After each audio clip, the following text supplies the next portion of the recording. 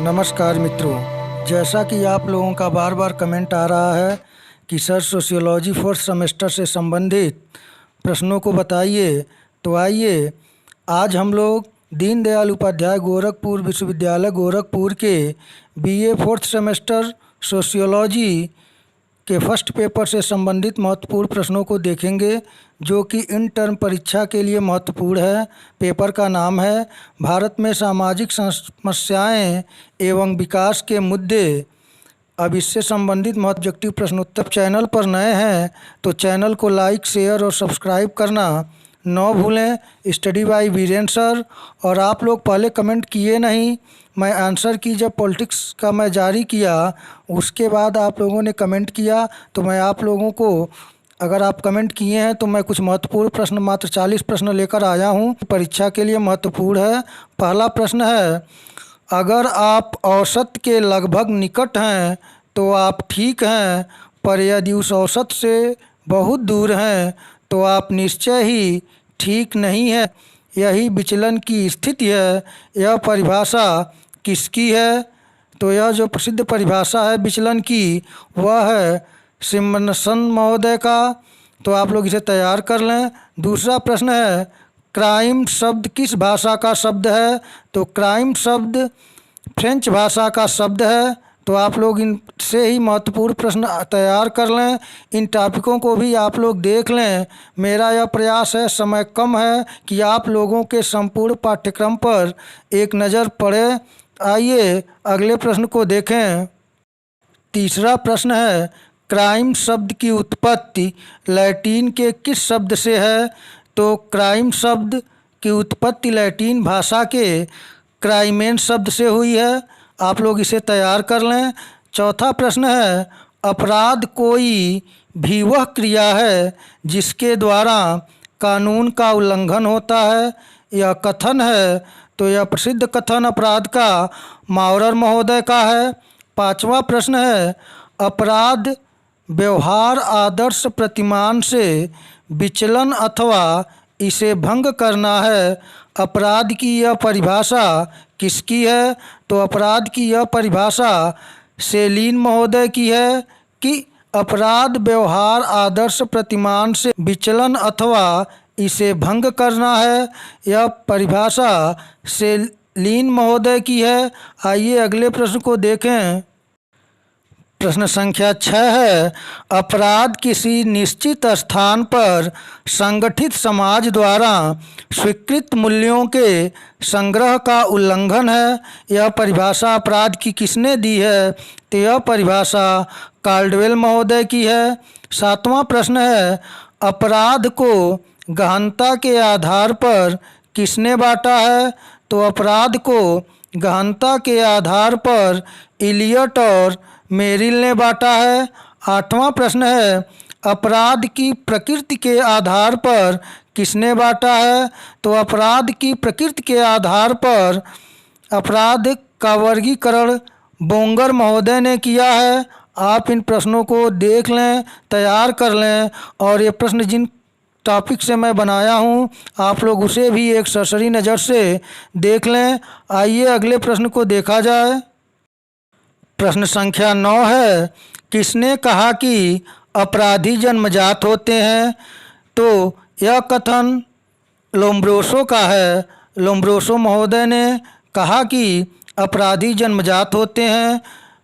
अगला प्रश्न है, श्वेत वसन अपराध की अवधारणा दी है।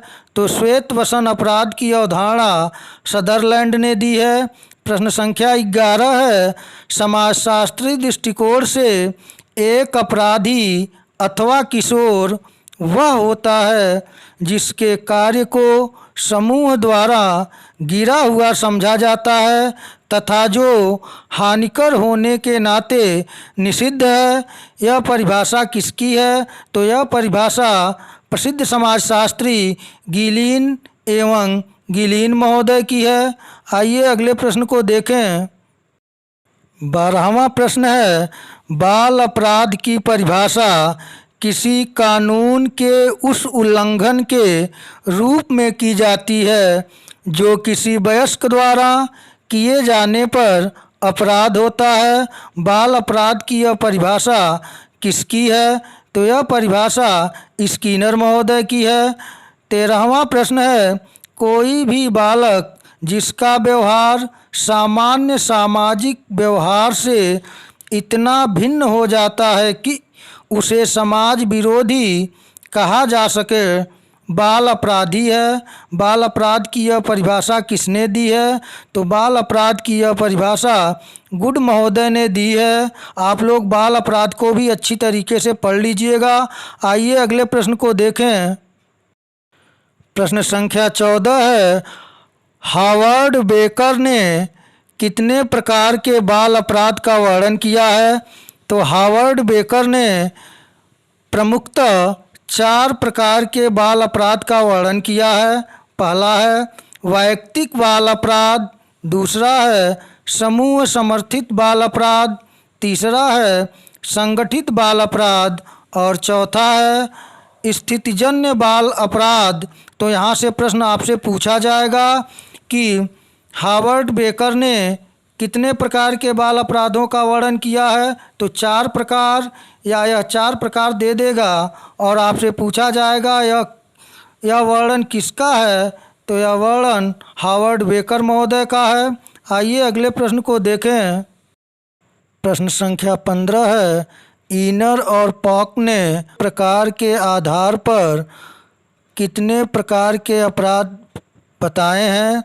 तो इनर और पॉक ने अपराधों के प्रकार के आधार पर 5 प्रकार के अपराधों का वर्गीकरण किया है, जिसमें पहला है छोटे छोटे उल्लंघन, जैसे यातायात नियमों का उल्लंघन, दूसरा वाहन चोरी से संबंधित प्रमुख उल्लंघन, तीसरा संपत्ति संबंधी, चौथा मादक पदार्थों की लत और पांचवा शारीरिक हानि। तो इस प्रकार से प्रश्न ऐसे पूछा जा सकता है कि अपराधों के प्रकार के आधार पर कितने प्रकार से अपराध को इनर और पार्क ने बताया है? तो 5 प्रकार। और कौन कौन से? तो ये सामने स्क्रीन पे आपके 5 प्रकार हैं, तो आप इसे तैयार कर लें। आइए अगले प्रश्न को देखें। प्रश्न संख्या 16 है, भ्रष्टाचार को व्यक्तिगत लाभ के लिए सार्वजनिक कार्यालय के दुरुपयोग के रूप में किसने परिभाषित किया है? तो यह परिभाषा विश्व बैंक ने दिया है। प्रश्न संख्या 17 है, सोशल स्ट्रक्चर किसकी पुस्तक है? तो सोशल स्ट्रक्चर रॉबर्ट के मर्टन की प्रसिद्ध पुस्तक है। प्रश्न संख्या 18 है, समाज गैर अनुचालन आचरण के लिए उत्तरदायी है, यह कथन है। तो यह कथन भी रॉबर्ट के मर्टन महोदय का है। आइए अगले प्रश्न को देखें। प्रश्न संख्या 19 है, भारत में सुधार गृह अधिनियम कब पारित हुआ? तो भारत में सुधार गृह अधिनियम 1897 ईस्वी में पारित हुआ। प्रश्न संख्या 20 है, भारत में अपराधियों का प्रोबेशन अधिनियम कब पारित हुआ? तो भारत में अपराधियों का प्रोबेशन अधिनियम 1958 ईस्वी में पारित हुआ। प्रश्न संख्या 21 है, सूचना का अधिकार अधिनियम कब पारित हुआ? तो सूचना का अधिकार अधिनियम सन 2005 ईस्वी में पारित हुआ। प्रश्न संख्या 22 है, आत्महत्या का सिद्धांत दिया था। तो आत्महत्या का जो सिद्धांत है वह इमाइल दुर्खीम महोदय ने दिया था। और यहाँ से प्रश्न बनता है कि इमाइल दुर्खीम ने आत्महत्या के कितने सिद्धांत बताए हैं, कितने प्रकार बताए हैं? तो 3 प्रकार बताए हैं। और सामूहिक प्रतिनिधान की अवधारणा किसने दिया? तो इमाइल दुर्खीम ने। तो इन सब प्रश्नों को भी आप लोग तैयार कर लें। आइए अगले प्रश्न को देखें। प्रश्न संख्या 23 है, भारत में किस आयु वर्ग के लोगों में आत्महत्या दर अधिक है? तो भारत में 15 वर्ष से लेकर 29 आयु वर्ग के लोगों में आत्महत्या दर अधिक है। प्रश्न संख्या 24 है, मानसिक स्वास्थ्य देखभाल अधिनियम कब पारित हुआ? तो मानसिक स्वास्थ्य देखभाल अधिनियम 2017 ईस्वी में पारित हुआ। प्रश्न संख्या 25 है, आतंक हिंसा की प्रकाष्ठा है, यह कथन है। तो यह प्रसिद्ध कथन जीनाम महोदय का है। प्रश्न संख्या 26 है, भारत में national food for work programme कब लागू हुआ? तो भारत में national food for work programme 2004 ईस्वी से लागू हुआ। प्रश्न संख्या 27 है, प्रधानमंत्री जनधन योजना कब शुरू की गई? तो प्रधानमंत्री जनधन योजना 2014 ईस्वी में शुरू की गई। तो मित्रों, आप लोग इन महत्वपूर्ण टॉपिकों से संबंधित और भी प्रश्नों को देख लें और मैं भरसक प्रयास किया हूँ कि आपको यह प्रश्न परीक्षा में ज़रूर मिलें। आइए अगले प्रश्न को देखें।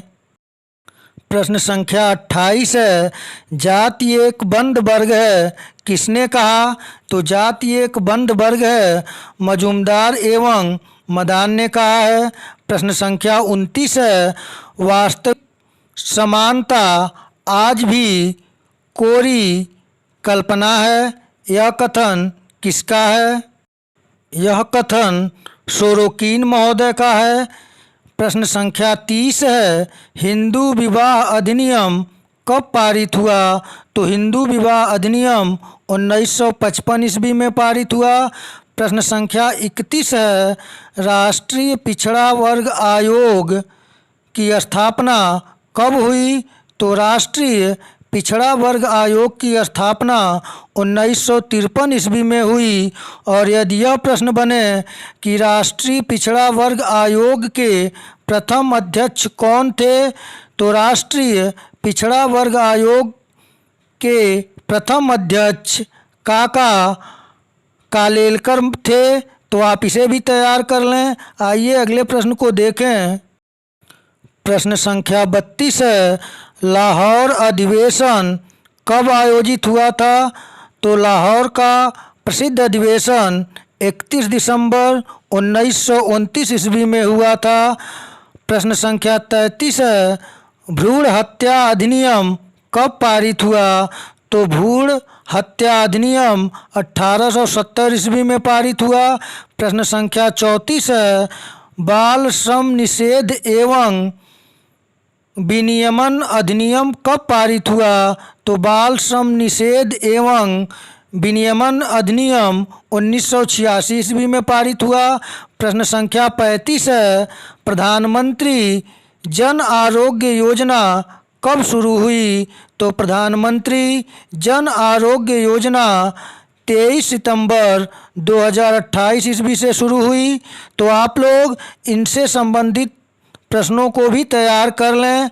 आइए अगले प्रश्न को देखें। प्रश्न संख्या 36 है, एक ही पीढ़ी में होने वाला संघर्ष संदर्भित करता है। तो एक ही पीढ़ी में होने वाला संघर्ष अंतःपीढ़ी संघर्ष को संदर्भित करता है, जबकि एक पीढ़ी का दूसरे पीढ़ी से होने वाला संघर्ष संदर्भित करता है तो वह अंतरपीढ़ी संघर्ष को संदर्भित करता है। तो आप इसे भी तैयार कर लें। प्रश्न संख्या 37 है, हिंदू विवाह एक धार्मिक संस्कार है, किसने कहा? तो हिंदू विवाह एक धार्मिक संस्कार है, के.एम. कपाड़िया ने कहा था। प्रश्न संख्या 38 है, सांस्कृतिक विलंबना का सिद्धांत दिया है। तो सांस्कृतिक विलंबना का सिद्धांत विलियम एफ आर्गबर्न महोदय ने दिया है। और यदि आपसे यहाँ से 2-3 प्रश्न और बन सकते हैं कि अभिजात वर्ग का परिभ्रमण सिद्धांत किसने दिया? तो पैरेटो महोदय ने दिया। और वर्ग संघर्ष का सिद्धांत किसने दिया? तो वर्ग संघर्ष का सिद्धांत कार्ल मार्क्स ने दिया। तो आप लोग इसे तैयार कर लें, इन प्रश्नों को तैयार कर लें। आइए अगले प्रश्न को देखें। प्रश्न संख्या 39 है, धर्म अलौकिक शक्ति पर विश्वास है, किसने कहा? तो धर्म अलौकिक शक्ति पर विश्वास है, टायलर महोदय ने कहा है। प्रश्न संख्या आज का अंतिम और 40वां प्रश्न है, भारतीय राष्ट्रवाद के विकास में बाधक तत्व है। तो भारतीय राष्ट्रवाद के विकास में बाधक तत्व हैं जातिवाद, क्षेत्रवाद, सांप्रदायिकता। तो मित्रों, इस प्रकार हम लोग महत्वपूर्ण 40 प्रश्नों पर बात किए और आप लोग इस बात का ध्यान रखें कि यह 40 प्रश्न जिन महत्वपूर्ण बिंदुओं और टॉपिकों से बने हैं, आप लोग उसे एक बार दोहरा लें और इत्मीनान से अच्छे तरीके से पेपर दें। आपका पेपर अच्छा हो, इसी शुभकामनाओं के साथ नमस्कार।